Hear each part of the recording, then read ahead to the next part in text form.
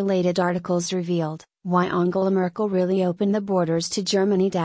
Britain is not taking enough refugees in, claims David Miliband.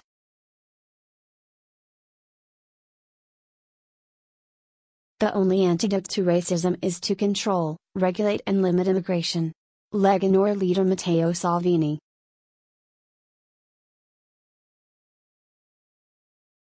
And the charity Medicines Sans Frontiere has highlighted the fact about 10,000 migrants and refugees throughout Italy are living in what they describe as inhumane conditions.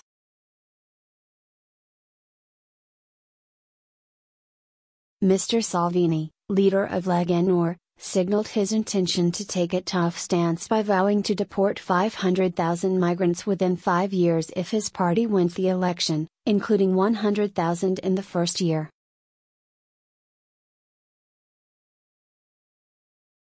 If polling is accurate, the centre-right coalition, which includes Lega Nord, as well as former Prime Minister Silvio Berlusconi's Forza Italia party, is on course to win a majority in the March 4th poll.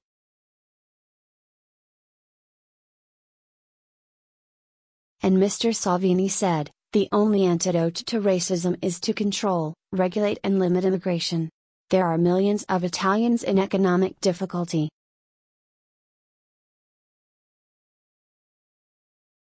Italians are not racist, but out of control immigration brings with it far from positive reactions. We want to prevent that.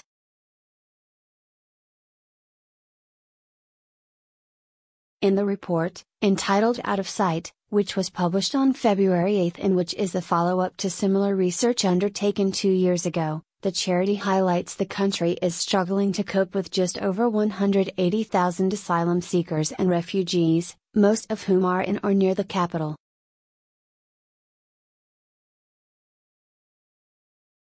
MSF advocacy officer Giuseppe De Mola said, refugees and migrants are living on the margins of society because of an inadequate reception system and harmful border policies.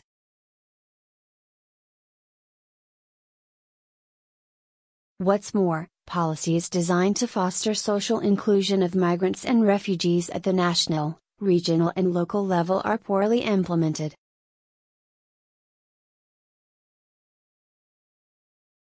The Guardian reports a former office block in the Via Curtatone area of the city became a focal point of the migrant crisis 6 months, when police evicted 800 Eritrea and Ethiopian refugees who had been living there for 4 years.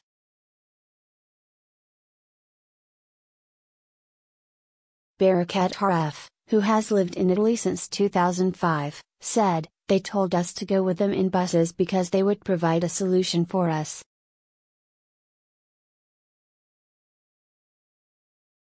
But when we arrived at the police station, they said, the building is evicted, our job is done. I asked, and where do we go now? And they said, go on the street or book a room in a hotel.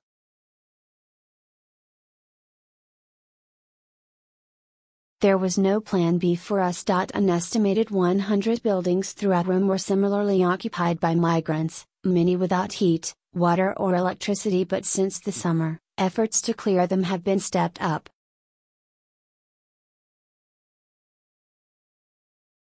After the eviction, migrants slept in the nearby Piazza Indipendenza for 5 days until police cleared them out with water cannons, while Baobab Experience, an informal migrant camp set up in 2015, has been cleared 2015.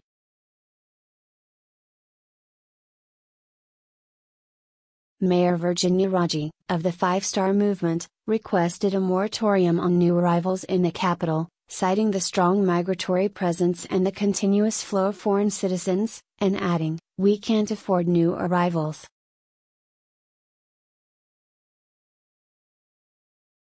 In a separate development, Czech Prime Minister Andrej Babiš, who is trying to avoid EU legal action over his refusal to accept EU refugee quotas, has offered to help by building a kindergarten in his country for children currently living in an Italian refugee hotspot, with a visit penciled in for May, the Hospodářské noviny newspaper has reported.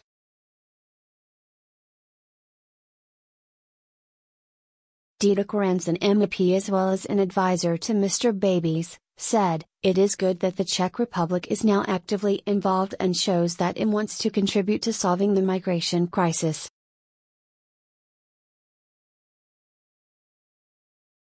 Related articles: Italy riots, protesters clash with police weeks before election. Government admits it is not ready to stop EU migrants after Brexit. Mediterranean migrant crossings to Italy double in a month.